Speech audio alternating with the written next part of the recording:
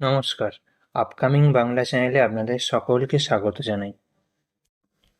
Vote আসতে আর বেশি দিন বাকি নেই।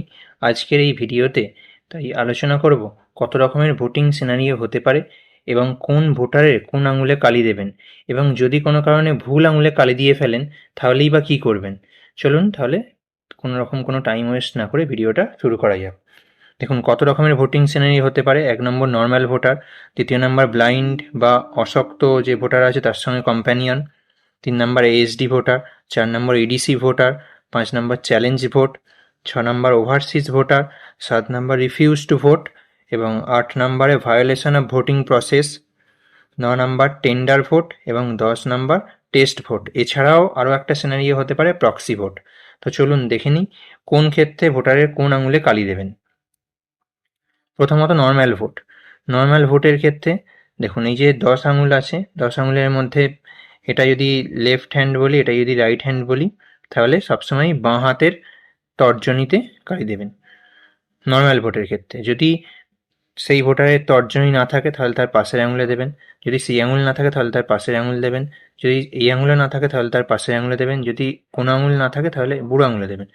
এই হাতেরও যদি কোনো আঙুল না থাকে লেফট হ্যান্ডের, তাহলে রাইট হ্যান্ডেরও এরকম ক্রমান্বয়ে পরপর পরপর যেতে থাকবেন। প্রথম এই আঙুলে দেবেন, তারপর মধ্যম হাতে দেবেন, তারপর রিং ফিঙ্গারে দেবেন, তারপর বুড়ো আঙুলে দেবেন, তারপরে বুড়ো আঙুলে দেবেন। এবার যদি ধরুন ডান হাত বা বাঁ হাত কোনোটাই নেই, তাহলে বাঁ হাতের যে লাস্ট পয়েন্ট আছে সেখানে দেবেন। ধরুন কনুই পর্যন্ত আছে সেখানে কালি দেবেন। এবং যদি ধরুন পুরো বাঁ হাতই নেই, ডান হাতের যে লাস্ট পয়েন্ট আছে, যদি ধরুন ডান হাতে কনুই পর্যন্ত আছে বা কবজি পর্যন্ত আছে, তাহলে সেখানে কালি দেবেন। আর যদি ধরুন ডান হাত বা বাঁ হাত কোনোটাই না থাকে, তাহলে একদম বাঁ দিকের যে লাস্ট পয়েন্ট আছে হাতের দিকের, সেখানে কালি দেবেন। এটা গেল নর্ম্যাল ভোটারের ক্ষেত্রে, এবং নর্ম্যাল ভোটারের যদি কোনো ডিসেবিলিটি থাকে সেই ক্ষেত্রে। দেখুন নর্ম্যাল ভোটারে তাহলে বলে দিলাম বাঁ হাতে তর্জনী থেকে শুরু করবেন কালি দেওয়া। যদি বাঁ হাতে তর্জনী থাকে কোনো অসুবিধা নেই, বাঁ হাতের তর্জনীতেই কালি দেবেন। এরপরে ব্লাইন্ড বা অশক্ত ভোটার। ব্লাইন্ড ভোটার যারা অন্ধ ভোটার আছে, এবং এর সঙ্গেও যদি অশক্ত ভোটারের সঙ্গে যারা কম্প্যানিয়ন আছে তাদের ক্ষেত্রে কী করবেন। 2য় নাম্বারের ক্ষেত্রে কী করবেন চলুন বলে দিই। দেখুন ব্লাইন্ড ভোটার বা অশক্ত ভোটার যেই আসুক না কেন, তার আপনি এই লেফট হ্যান্ডের ইন্ডেক্স ফিঙ্গারেই কালি দেবেন। এবারে তার সঙ্গে যিনি কম্প্যানিয়ন এসছেন তার ক্ষেত্রে তার রাইট হ্যান্ডের ইন্ডেক্স ফিঙ্গারে কালি দেবেন, কারণ তিনি তার নিজের ভোটটা যখন দেবেন তখন তিনি তার লেফট হ্যান্ডে ইন্ডেক্স ফিঙ্গারে কালি লাগাবেন, এবং তিনি যার সঙ্গে কম্প্যানিয়ন হয়ে এসছেন তখন তিনি তার রাইট হ্যান্ডে ইন্ডেক্স ফিঙ্গারে কালি লাগাবেন। এক্ষেত্রে যদি তিনি ওই বুথেরই ভোটার হন, তাকে সাজেস্ট করবেন তার কম্প্যানিয়নকে যে আপনিও আপনার ভোটটা দিয়ে দিন, তাহলে একসঙ্গে আপনার কাজটা অনেক সুবিধার হয়ে যাবে।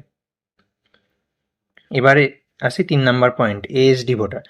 এএসডি ভোটার কারা না, অ্যাবসেন্ট, শিফটেড অথবা ডেথ, যেসব ডেথ হিসেবে যাদের নাম বাদ গেছে, সেরকম যদি কোনো ভোটার বাই চান্স চলে আসে, তখন তাহলে আপনাকে কী করতে হবে, সেটা আপনাকে প্রিসাইডিংয়ের সঙ্গে কথা বলতে হবে যে কোনোভাবে তাকে ভোট দেওয়া যেতে পারে কিনা, এবং এজেন্টের সাথেও কথা বলতে হবে। যদি অ্যালাউ করেন তখন এএসডি ভোটারের ক্ষেত্রে এই যে বাঁ হাতের তর্জনী আছে এখানেই কালি হবে।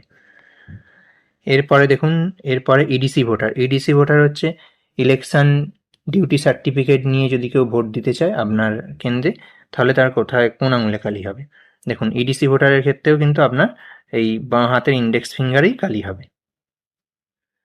এরপরে দেখুন চ্যালেঞ্জড ভোটার। চ্যালেঞ্জ ভোটার যদি কেউ থাকে, যে কোনো ভোটিং কোনো কারণে তিনি চ্যালেঞ্জ করছেন, তখন তার কোন আঙুলে কালি হবে সেটা চলুন দেখে নিই। দেখুন যিনি চ্যালেঞ্জ ভোটার তারও লেফট হ্যান্ডে ইন্ডেক্স ফিঙ্গারই কালি হবে। এরপরে দেখুন, এরপরে ওভারসিজ ভোটার, অ্যাব্রড থেকে এসে যারা ভোট দিতে চাইছেন তাদেরও কিন্তু এই বাঁ হাতের ইন্ডেক্স ফিঙ্গারই কালি হবে। এরপরে দেখুন রিফিউজ টু ভোট। কেউ যদি ভোট দিতে অস্বীকার করে, হয়তো সব ফিল আপ করেছেন 17 voter left hand thumb impression অথবা সাইন করেছে, তারপর সে বললো যে আমি ভোট দেবো না, তখন রিফিউজ টু ভোট বলে রিমার্কসে লিখে তাকে সেখানে একটা লেফট হ্যান্ড থাম্ব ইমপ্রেশন বা সাইন করিয়ে নেবেন, এবং তার সঙ্গে তার বাঁ হাতের এই ইন্ডেক্স ফিঙ্গারই কালি লাগিয়ে দেবেন।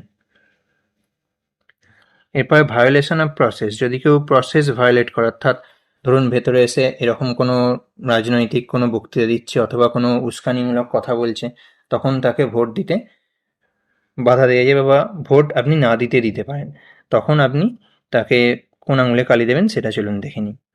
তখনও কিন্তু লেফট হ্যান্ডে ইন্ডেক্স ফিঙ্গারেই আপনাকে কালি দিতে হবে। আচ্ছা, এরপরে দেখে নিই টেন্ডার ভোট।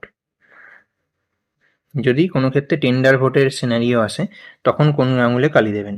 দেখুন তখনও কিন্তু আপনাকে তার বাঁ হাতে ইন্ডেক্স ফিঙ্গারেই কালি দিতে হবে। এরপরে দেখুন টেস্ট ভোট। টেস্ট ভোটের ক্ষেত্রে আমরা জানি তার ভোট দেওয়া হয়ে গেছে, তারপরেতেও তিনি আবার টেস্ট করার জন্য একটা ভোট দিতে চাইছেন। তাহলে তার ক্ষেত্রে কোথায় কালি দেওয়া হবে? তার ক্ষেত্রে লেফট হ্যান্ডের যে ইন্ডেক্স ফিঙ্গার আছে সেখানেই কালি দেওয়া হবে, এবং একবারই দেওয়া হবে, কারণ তিনি যখন ভোট দিয়েছেন তখন তো তার অলরেডি কালি দেওয়া হয়ে গেছে। তাহলে তিনি টেস্ট ভোট দিতে যাওয়ার সময় আর কালি দেওয়ার দরকার নেই, একবারই কালি দেওয়া হবে, লেফট হ্যান্ডে ইন্ডেক্স ফিঙ্গারেই কালি দেওয়া হবে। এরপরে দেখুন স্পেশাল কেস সিনারিও, যেটা বলেছিলাম প্রক্সি ভোট। সিএসভি ভোটারের ক্ষেত্রে, যারা ক্লাসিফাইড সার্ভিস ভোটারের মানে অন্যদের হয়ে যদি কেউ ভোট দিতে আসেন, ক্লাসিফাইড সার্ভিস ভোটার মানে তিনি অন্য কোথাও সার্ভিসে আছেন, তার জন্য ইনি ভোট দিচ্ছেন, তখন তার এই বাঁ হাতের যে মধ্যমা আছে, মিডল ফিঙ্গার যে আছে, এখানে কালি দিতে হবে, কারণ তিনি তার নিজের ভোটটা যখন দেবেন তখন তিনি তার ইন্ডেক্স ফিঙ্গারে কালি দেবেন, এবং তিনি যার হয়ে প্রক্সি ভোট দিচ্ছেন তার জন্য তিনি মধ্যমাতে কালি দেবেন। আশা করি পুরো প্রসেসটা খুব সহজেই বোঝাতে পেরেছি। এছাড়াও যদি কারোর কোনো প্রশ্ন থাকে আমাকে কমেন্ট বক্সে জানাতে পারেন, এবং ভিডিওটা শর্টের ওপরে খুব সহজভাবে করলাম। ভিডিওটা পছন্দ হলে লাইক করবেন, এবং এরকম ইনফরমেটিভ ভিডিও আরও পাওয়ার জন্য চ্যানেলটা সাবস্ক্রাইব করবেন। আমার এই চ্যানেলেই first polling, second polling, third polling, ভোটের যত ডিউটি হয় সব ডিউটির ভিডিও দেওয়া আছে, আমি সেগুলো ডিসক্রিপশানে দিয়ে দেবো, আপনারা লিঙ্ক পেয়ে যাবেন এবং সেখান থেকে দেখে নিতে পারেন।